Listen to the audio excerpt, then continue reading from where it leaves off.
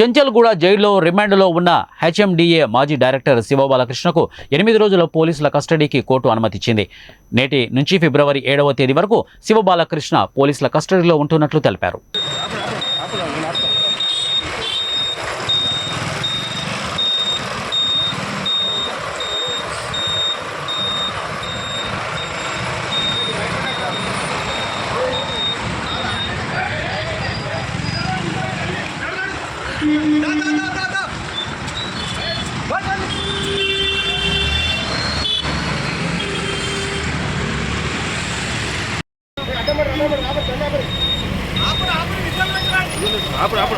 నేను ఆపుతాను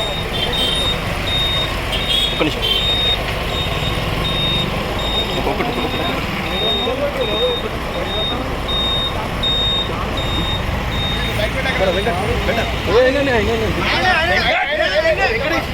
వెంకట